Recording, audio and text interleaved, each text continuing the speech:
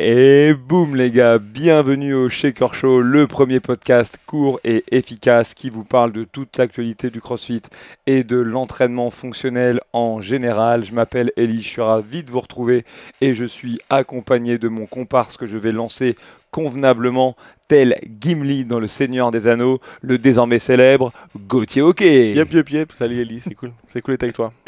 Eh, écoute, je rappelle que ce podcast, comme à son habitude, est sponsorisé par une marque qui ne vend pas que des canettes vides comme celle-ci, c'est-à-dire FitAid. Et aujourd'hui, c'est sponsorisé par FitAid Parfum Strawberry Lemonade. Franchement, c'est plutôt bon, surtout quand on boit frais. Et c'est aussi sponsorisé le podcast d'aujourd'hui. À nouveau, c'est toujours du fond sponsoring, mais j'aime bien, par une marque de CBD qui s'appelle Atom. Ok, j'en passe une pour Laetitia et Mehdi, qui sont deux Lyonnais qui étaient partenaires du French Rodon et avec qui j'ai eu l'occasion de manger et de bien rigoler vendredi.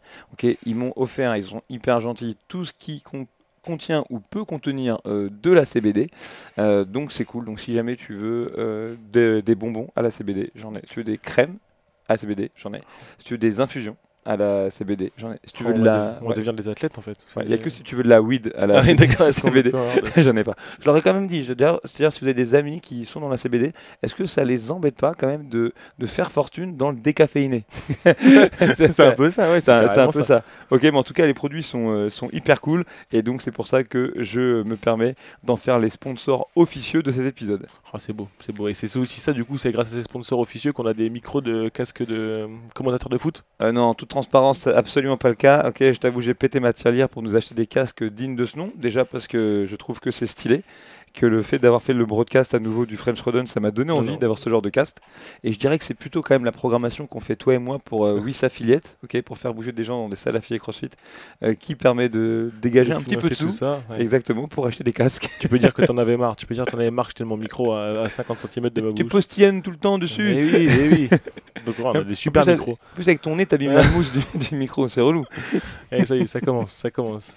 Non, en tout cas, on est très content de vous retrouver pour ce podcast. Et il y a eu quand même pas mal d'actu ces derniers temps. T'en parlais un petit peu, là, tu parlais de Atom qui était venu au French. Mais effectivement, ça y est, les French sont passés.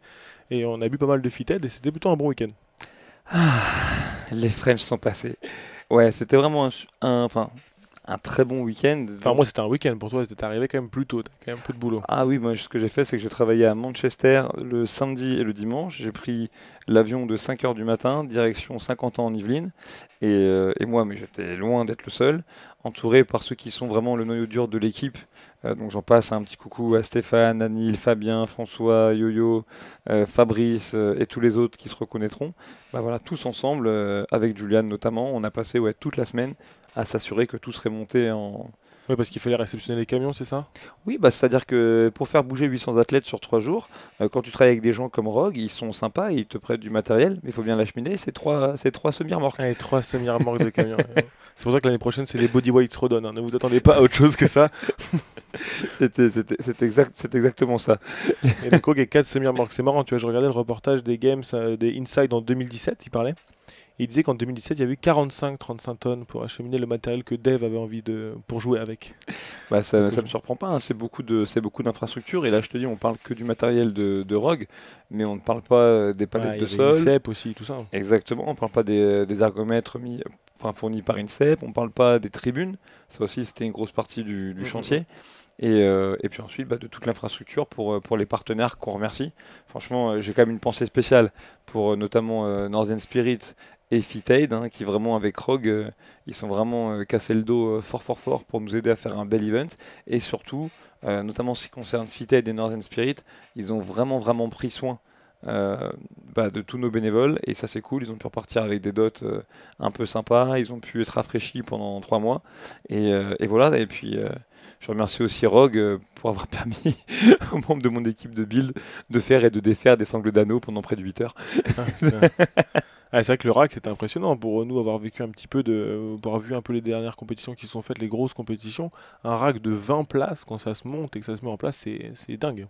Ouais, franchement, ils ont joué le jeu de fou parce qu'ils nous ont permis d'avoir plusieurs poteaux pour que la scénographie des events qu'on avait prévus, et notamment celui de la finale, qui représentait une épreuve de simplement 5 minutes, mais qu'on espérait voir dynamique, etc. Et ça a été le cas, avec notamment la performance d'Antoine Dumain qui a pu permettre à un Français vraiment aussi de briller au moins sur cet event-là, Ouais, c'était dingue. et de la plus belle des façons.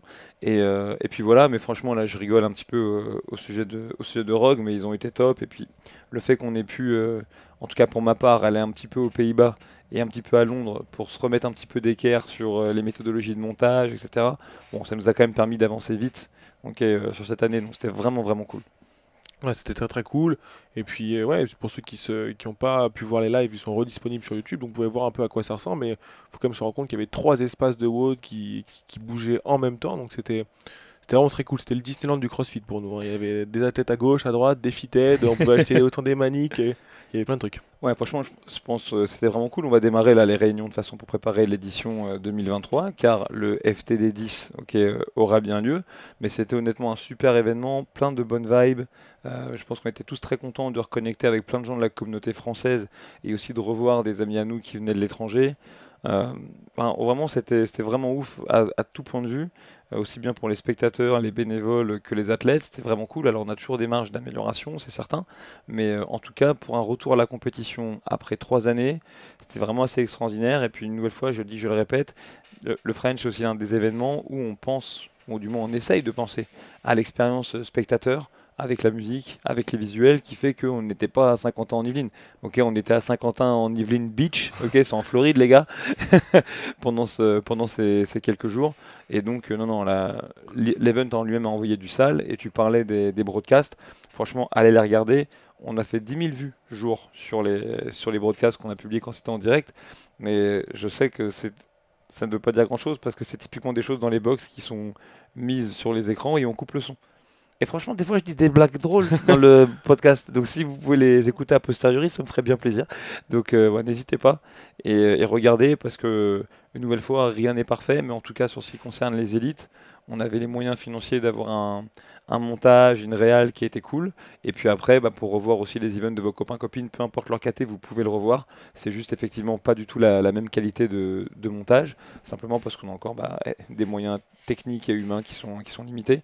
Mais pour les élites, franchement, l'équipe qui faisait le stream, qui streamait quand même juste sur les élites, environ 7 à 8 heures par jour, ils ont fait un sacré boulot. Franchement, c'était top. Ouais, c'était carrément top. Et puis, qu'est-ce que j'allais dire? Ouais, au-delà de l'aspect de la compétition en elle-même, l'aspect communautaire, c'était très cool. On pouvait pas faire 5 pas sans revoir quelqu'un qu'on n'avait pas vu depuis longtemps, ou passer un moment, discuter. C'était vraiment top, ce genre de choses. Et puis, On euh, n'arrêtait pas de dire ah, encore, j'ai encore vu encore Gauthier, encore Gauthier. et qu'est-ce que j'allais dire? Ouais, non, c'était vraiment cool ce genre de truc. Promis, on a commandé du meilleur temps pour l'année prochaine. Ça, c'est bon. Tu m'as dit que t'avais pris quoi? 25-30 degrés, que du soleil. Donc, ça, c'est bon. On a réservé un Ouais, temps ça de va. ouf. Comme j'ai dit, hein, il a plu quoi, un petit peu le samedi, Ouais, dimanche c'était la franchement, non, non, folie, c'était vendredi c'était raisonnable. cool. C'était raisonnable. C'était Nos pas la marques de tempête, hein. bronzage du Tour de France marquent que c'était encore largement jouable. Donc, c'était vraiment cool. Qu'est-ce que j'allais dire d'autre comme bêtise, moi encore? Je sais plus de quoi j'allais parler. Non, bah juste te dire que mine de rien, voilà, c'est une belle édition. On a fait le tour. J'espère que les gens qui ont regardé le podcast et ceux qui sont venus parleront en bien de ce qu'ils ont vu et de ce qu'ils ont apprécié, de ce qu'ils ont ressenti, parce que c'est aussi ça l'histoire du French.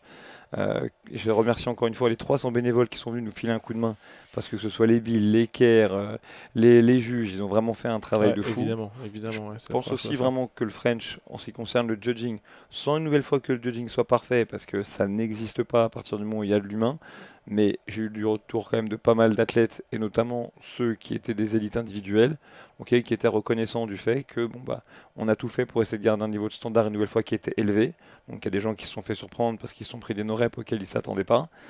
Mais voilà, c'était je pense une très bonne chose. Les juges ont vraiment fait leur taf. Ils ont été stricts et du coup en étant stricts, ils ont été justes. Et c'était vraiment pour moi aussi Ouais. l'une des réussites. Et je dis tout net, ok, ça ne changera pas. Donc dans les années à venir, ce Ouais, sera c'était toujours un standard un élevé. immense merci à eux. Franchement, pour avoir pu vivre ça de l'intérieur, c'était vraiment des gens qui étaient géniaux. On a passé des super moments avec eux. Et puis, c'est des gens qui sont bénévoles et qui, comme tu disais, les gens qui faisaient le broadcast pendant 8 heures, et ben eux, ils devaient regarder des gens faire des squats pendant 8 heures. Donc je pense que personne ne peut rien faire en 8 heures sans se tromper au moins une fois à un moment. Donc franchement, Ouais, c'était très chouette. de ce que j'ai Donc, vu, j'ai pas vu non, tant d'erreurs non, que il n'y a ça. pas eu tant d'erreurs que ça. C'est pour ça que c'est ouf. Donc on a passé un super moment là-dessus. Je pense que j'espère que l'association était contente. En tout cas, je pense que oui. À mon avis, par rapport à tout ça, il ne faut pas oublier qu'il y avait un pourquoi derrière aussi qui était fort cette année au French. On aura l'occasion de revenir dessus, mais c'est vrai que l'idée du French Throwdown, c'était vraiment aussi de générer du bénéfice, ce qui n'est pas facile dans ce type d'événement, surtout quand on essaie de grandir, parce que tout coûte énormément d'argent, il faut quand même le dire. Mais néanmoins, c'est de prendre les bénéfices dégagés lors de la compétition pour les offrir à une association qui existe du côté de Bordeaux qui s'appelle Aladdin et qui du coup permet, cette association, de faire vivre certains rêves à des enfants qui sont malades ou d'organiser des séjours non médicalisés entre des parents et leurs enfants qui sont en fin de vie. Donc c'est ça l'objectif. En toute transparence, il nous reste encore un petit peu de mathématiques à faire parce qu'il y a quand même encore des prestats, des choses à régler, etc. Vous ne le savez, vous ne pouvez pas vous en rendre compte tant que vous n'y êtes pas. Mais en vérité, il peut se passer plein de trucs dans un French Rodon. Okay, on peut coincer un Fenwick sur une voie de tramway pendant 3 heures et se taper une amende 2 mois plus tard. Bref, qui peut impacter votre trésorerie, ce genre de choses. Mais en tout cas, quoi qu'il en soit, l'idée c'est que tous les bénéfices qu'on va dégager, on puisse les offrir du coup à l'association Aladdin. Mais je pense que de toute manière, que ce soit Julian ou Daniel, ils auront l'occasion de communiquer là-dessus très prochainement. Bon, c'est top. En tout cas, tu parlais un peu des athlètes élites qu'on a pu retrouver ce week-end. Donc, il n'y avait évidemment pas que les élites. On avait énormément de catégories représentées au French. Mais si on parle un peu en transition vers les élites, eh ben, c'est des gens qui peut-être avaient pu se retrouver à faire les French et 7 jours après à se retrouver sous un rouleau compresseur qu'on appelle les LCQ, les Last Chance Qualifiers de CrossFit. Ah, franchement, il y a des baisers de la tête. Parce que moi, quand je vois des types qui sont décidés à se taper 3 jours de compétition avec du déplacement, comme un Dukic ou d'autres, et qui disent ouais, fuck it, semaine prochaine, je fais les Last Chance. Ah, c'est vraiment, c'est des vrais brutasses. Et donc, une nouvelle fois, le principe, on revient dessus. Last Chance Qualifier, vous aviez environ, parce que ça a été un petit peu réduit ce chiffre, peut-être par certaines personnes qui n'ont pas accepté l'invitation, mais 32 athlètes hommes et 32 athlètes femmes qui se sont lancés dans une série d'entraînements sur la fin de la semaine dernière. Et les 2 meilleurs hommes et les 2 meilleures femmes ont donc pu décrocher in extremis une qualification pour les CrossFit Games. Moi, c'est dommage, je pensais vraiment que c'était que un hockey par sexe. J'allais dire, on a encore brillé par notre qualité journalistique dans le dernier podcast. On s'en fout, mais c'était plus marrant de dire que c'était Highlander et qu'il n'allait en rester qu'un. Ouais, dans notre cœur, il n'y en a qu'un seul. Ok. Et il s'appelle Tim Koski. Non, mais ouais, c'est vrai qu'il y a eu 2 athlètes qui se sont qualifiés donc sur les 27 du coup chez les garçons qui ont participé. Et nous, on est quand même plutôt content que Nekoski participe. C'est quand même très chouette. C'est un athlète historique du French. Donc, et on a toujours aimé décrire le French comme étant une antichambre potentielle du French Rodon. Et une nouvelle fois, pour avoir fréquenté la petite amie de Yone quand on était à Londres. Okay, calme-toi, travailler avec. Ah oui, d'accord. Il paraît que tu l'as battu sur un entraînement. Est-ce qu'on peut savoir? C'est vrai, j'ai explosé une athlète des Games qui va faire les Games en 35 ans et plus et qui portait la même dumbbell. Est-ce qu'elle avait la même dumbbell que nous? Oui, elle avait la même dumbbell que nous. Il y a quoi? Et alors, on l'a quand même gagné. On a quand même gagné, c'est tout. Et elle faisait que des no-reps parce qu'elle faisait des push press au lieu de faire des push jerk. Donc, là, on n'était pas assez lourd pour elle. Elle ne me respectait pas. Mais quoi qu'il en soit, elle nous a expliqué que Yone avait abordé les strength in depth malheureusement un peu malade malgré une bonne préparation. Donc on est hyper content de le voir et c'est quand même, c'était jusqu'à la victoire de Caravis, le vainqueur en titre du French Rodon et il aurait pu complètement venir défendre son titre s'il l'avait souhaité, mais il y avait les last chance. Et du côté des filles, du côté des filles, du coup, la démonstration est faite. Oui, c'est exactement ça. 2 victoires de suite en une semaine, c'est impeccable. Ça fait plaisir de voir que du coup chez les filles, l'une des 2 qualifiées, c'est Ena Karatala, qui est simplement la fille qui a gagné le French Rodon. Donc à nouveau, déjà, elle, ça dit quand même qu'elle a un niveau stratosphérique. Regarde, elle est dans le top 10 sur les 4 events. Donc c'est un peu comme Yone. Yone n'a pas gagné un seul événement, mais par contre, il est dans le top 10, dans le top 5 à chaque fois. C'est pour ça qu'il s'en sort. Puis il met un petit coup d'épaule à David Zotir. À titre personnel, j'aurais été content de voir une athlète comme Jamie Simmons aussi décrocher sa place.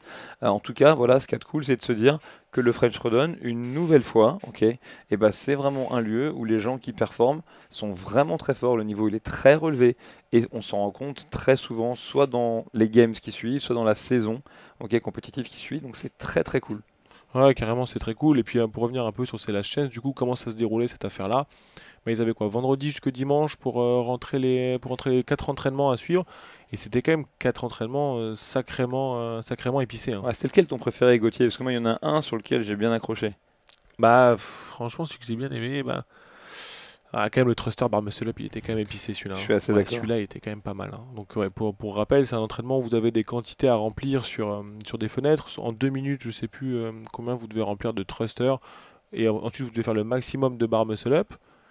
Une légère récup entre tout ça, quand même 2 minutes de récup après vos 20 thrusters et votre maximum de bar muscle up, et ensuite de 4 à 6 minutes, vous deviez faire 20 bar muscle up et faire le maximum de thrusters avec une barre plutôt modérée à 80 kg pour les garçons. Modéré, c'était une tortue ninja, hein. Ouais, 80 kg au thruster, ouais, c'était.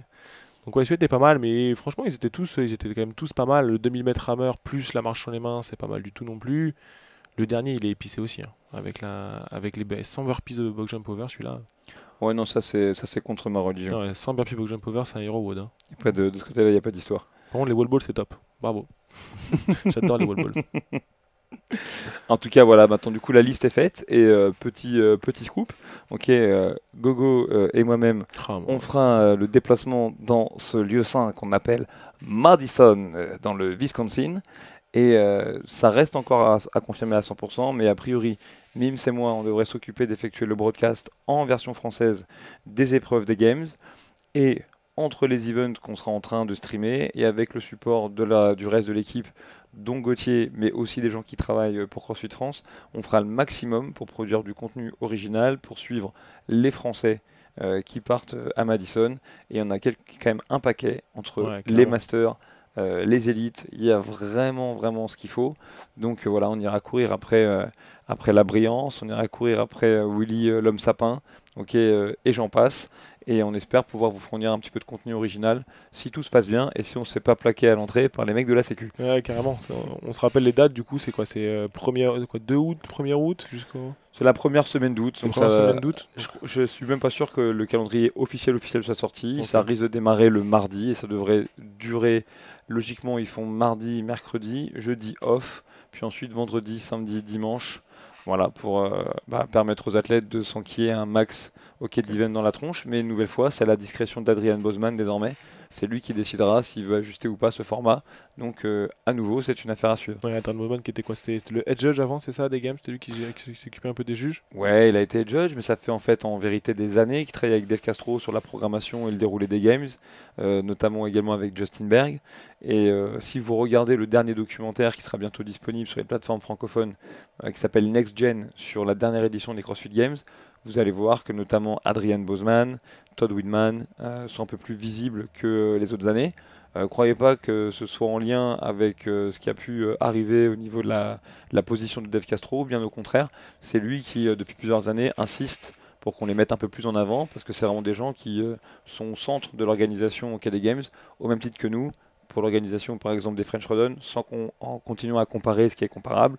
Ok, derrière par exemple un Daniel, un Julian, ou un David ou un moi, en fait il y a une multitude de mecs qui sont avec nous depuis 10 ans. Ok, je pense à Steph, je pense à Neil, je pense à Yo, je pense à Fab, je pense à Fabrice, je pense à François et à plein d'autres. Là, j'étais plutôt du côté des builds, mais c'est eux qui font tourner l'événement.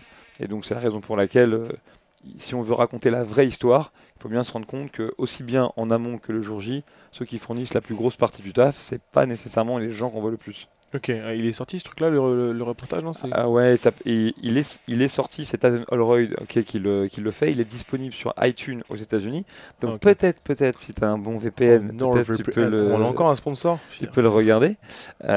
Mais si jamais tu n'en as pas, je pense il va pas tarder à être streamable, en tout cas en France. Ça devrait pas tarder. Ah, ok, ouais, c'est un peu comme les trucs. Ah, c'est avant c'est le bilan des games de l'année dernière. Exactement. Ils ont fait. Ok, C'est c'est cool. c'est ce qui est fait tous les ans. Et d'ailleurs, c'est marrant parce que j'ai regardé un petit peu donc Tyson Holroyd qui est en train un peu de teaser le fait que ils se remettent déjà en projet pour produire l'épisode de cette année. Ok, et bah top. Ok, bon, du coup, on ira voir ça quand ça sortira, du coup. Top. Donc, ouais, les games début août, ça va être top. On a hâte de voir ça. Ça va être excellent. Ça va être excellent. Ça va être très cool. Ouais, dans un autre registre, rien à voir, mais c'est vrai que on se posait la question d'en parler la semaine dernière. On parlait un peu du CrossFit Kids après pas mal de choses. Et on parlait du format, je te posais la question, est-ce qu'on peut encore retrouver un CrossFit Kids en personne? Est-ce que ça se passe en virtuel? Comment ça fonctionne encore ce CrossFit Kids? Donc c'est vraiment une transition Écoute, vraiment hachée, mais c'est vraiment ouais. hachée, hein, pas hachée, attention. Mais en tout cas, on se posait la question. C'est la mais transition la plus la pérave de transition, l'histoire. naze. Quoi qu'il en soit, en tout cas, c'est sûr que l'été, c'est toujours propice pour s'interroger ou se poser des questions vis-à-vis de CrossFit Kids pour plein de raisons. Déjà, si vous êtes honneur de salle, et ben, c'est vrai que c'est souvent l'été qu'on prépare le programme de la rentrée et qu'on se pose la question de savoir est-ce qu'on veut vraiment lancer une section. Donc voilà, j'ai reçu plusieurs demandes pour savoir quand est-ce qu'on pourrait redonner un CrossFit Kids alors en réel ou en ligne. Donc a priori, la prochaine édition, elle sera encore en ligne. Peut-être que c'est l'année dernière en ligne, c'est à voir. En tout cas, elle sera délivrée complètement en français et ça se passera au mois de septembre. Ok, je ne veux pas dire de bêtises, mais on m'avait proposé d'en donner un le dernier week-end d'août, mais je serai en train de donner une formation en Tunisie. Donc ça arrive au week-end d'après, et je crois que ce sera du coup le week-end du 10 et 11 septembre, très exactement, que devrait se tenir un L1 en ligne et complètement en français. Donc si ça vous intéresse, inscrivez-vous via crossfit.com, et effectivement, une fois que vous avez suivi la formation, pas obligé de la suivre pour commencer à enseigner aux kids, faut Ouais, être c'est très clair. intéressant, ça. Donc on n'est pas forcément obligé d'avoir le CrossFit Kids pour lancer une Absolu- section Kids chez les Absolument pas. Ça peut être une très bonne première étape pour se sécuriser un petit peu avant de commencer. Et puis sinon, même si vous avez déjà démarré CrossFit Kids, à un moment donné, si vous vous questionnez sur la qualité de ce que vous faites, vous avez envie d'être challengé pour peut-être avoir de nouvelles pistes de réflexion et aller plus loin, clac, dans ce cas-là, venez passer la formation. Comme ça, on aura un bon échange. C'est pareil, que ce soit en ligne ou en réel. Bien sûr, moi j'ai toujours un peu plus d'affection pour tout ce qui se passe en in-person, là, comme on dit en anglais. Mais déjà, dans la version en ligne, vu que c'est du direct, on peut poser toutes les questions qu'on a besoin de poser sans avoir besoin de se déplacer nécessairement. Et du coup, repartir avec beaucoup de matière pédagogique. Mais j'insiste, je sais que tu vas en parler bientôt, Gauthier. En vérité, chez CrossFit, de la matière pédagogique, il y en a plein à disposition, et surtout pour les kids.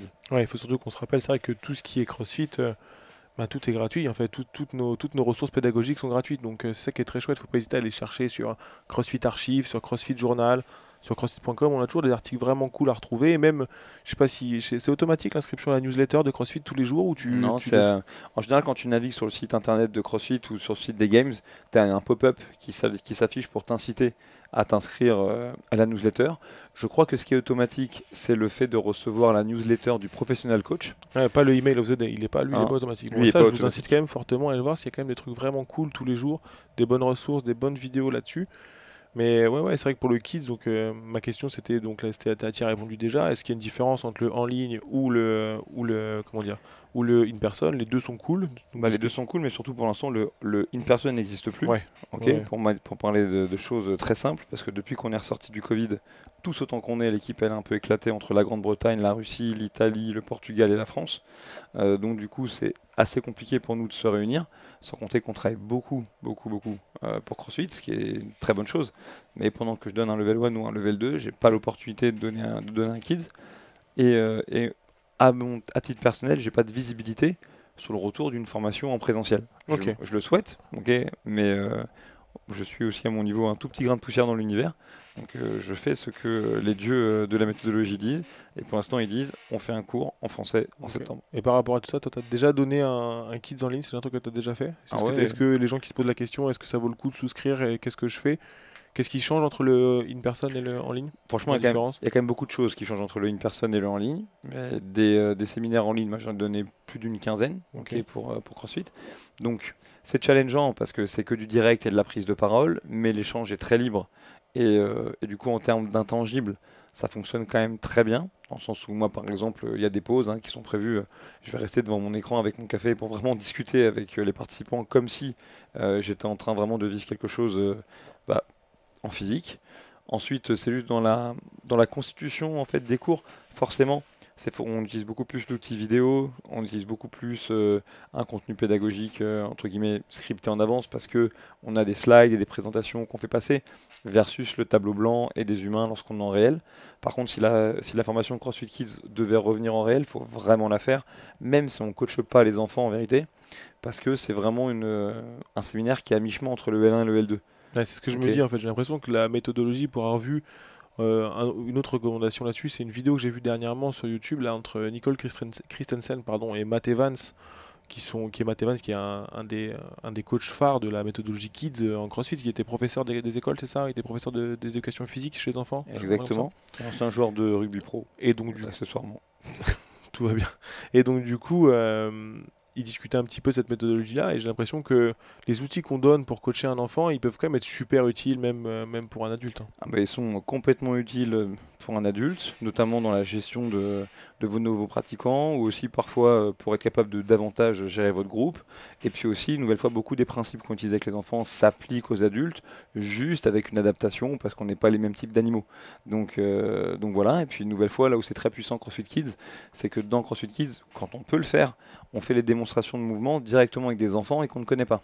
Donc si tant est que quelqu'un puisse avoir un doute sur le fait de savoir si la méthode fonctionne, bah si moi je suis entraîneur CrossFit Kids et que j'entraîne un enfant que je ne connais pas, que je n'ai jamais vu, qui n'a peut-être jamais pratiqué de CrossFit et qui parfois ne parle même pas la même langue que moi. Ouais, c'est quelque chose que tu as vécu toi déjà là. Bon, plein de fois. Plein de fois. Moi j'ai un souvenir d'avoir essayé de connecter à un moment avec un petit garçon en Allemagne qui avait très exactement 7 ans et qui vient me voir tout fier en me disant « Hey, je deadlift 60 kilos », traduit par son père. Je dis « Ok, super ». Donc attention, on ne recommande absolument pas dans CrossFit Kids de lever des charges lourdes à un âge jeune, mais apparemment son père et lui avaient déjà un entraînement un peu biaisé. Et du coup, pour essayer de connecter avec lui, j'essaie de comprendre un peu quelles sont ses références, quel dessin animé il regarde, qu'est-ce qui lui plaît, est-ce qu'il a un super-héros qu'il aime. Et je dis « T'aimes Marvel ?» Il me dit « Non ». T'aimes tel dessin animé? Il me dit « Non ». T'aimes, je sais pas, t'aimes Yu-Gi-Oh? Il me dit non. Je dis, ah, bah, merde. T'aimes Star Wars? Il me dit non. Je dis, mais qu'est-ce que t'aimes?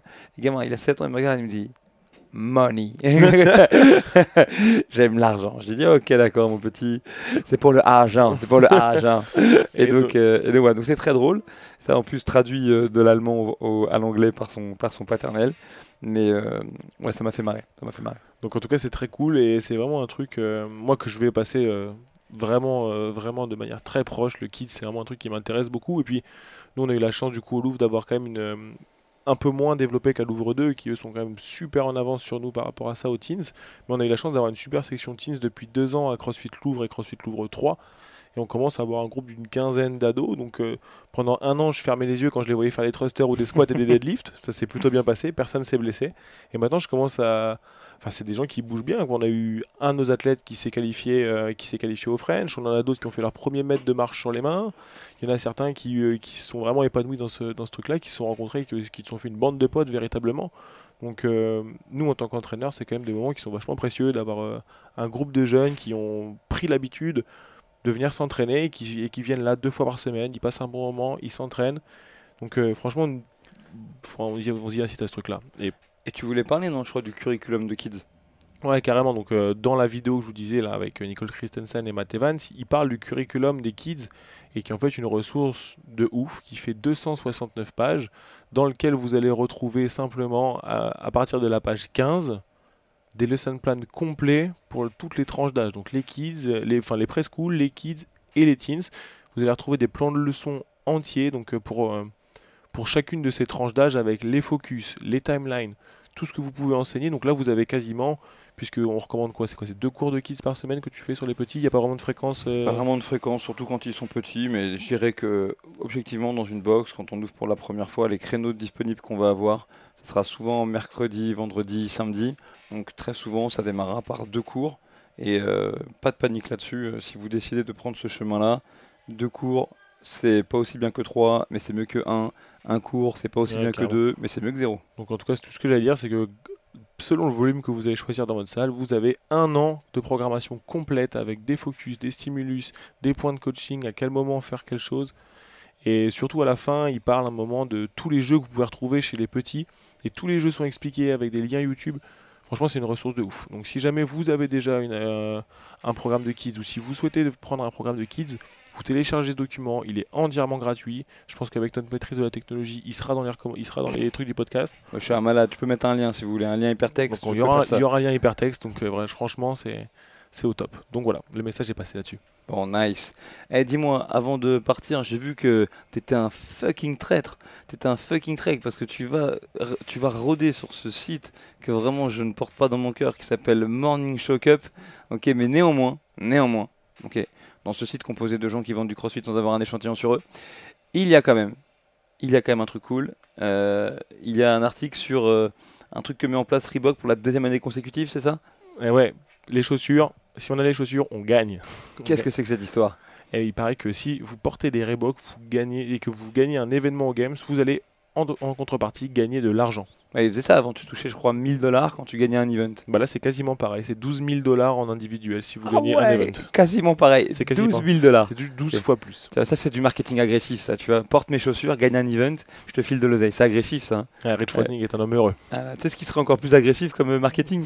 Plutôt que de dire tiens si tu portes des Reebok quand tu gagnes, je te passe 12 000 $, je te dirais si tu portes des Metcon quand tu loses, que tu termines dernier, et qu'en plus, une fois que tu as passé la ligne blanche, tu te fais cette espèce de nouvelle frappe là qui est un peu la frappe, c'est à mi-chemin entre le loup de Wall Street et la victoire de Willie George. C'est quand tous ils font ça là, ils se tapent le pec comme des malades en faisant Moi je fais ça à chaque fois. let's go. Moi je fais ça à chaque fin de faute. Dès que le time cap sonne et que j'ai pas fini, je me tape sur le pec. Ce serait extraordinaire. Si tu fais ça en portant des Metcon et que tu as fini bon dernier, mais genre tu as eu un fucking point de côté sur un event qui devait durer 3 minutes, je te lâche de l'oseille. Là, Donc, je les respecterai. C'est encore le programme de sponsor de Reebok, donc c'est rigolo. Dès qu'un athlète gagnera un event et qu'il a des Reebok au pied, il prendra 12 000 € en indiv et 1200 en master et en team. Mais tu sais, je comprends, hein, parce que je sais pas pour toi, alors après moi, mon feed Instagram il est très biaisé forcément, mais depuis la fin du French, notamment avec ce qu'on appelle les Reels, parce que j'ai appris que ça s'appelait pas des réels, mais ça s'appelle des Reels. Ah ouais, Ouais, c'est une petite milléniale qui m'a dit ça. Et ben en fait, j'en vois plein, des vidéos du FTD, comme avant, j'ai vu plein de vidéos de Strength in Depth, donc je comprends un petit peu l'idée, parce que les mecs doivent se dire, s'il y a un finish un peu cool, un peu stylé, bien capturé, 12 000 balles d'investissement pour peut-être avoir une vidéo qui sera virale et qui sera vue par tous, c'est plutôt un bon investissement, tu vois. C'est pas mal. on vérifiera ça dans un mois du coup. Ouais. Tu m'as regardé, non, je la ferai pas cette blague.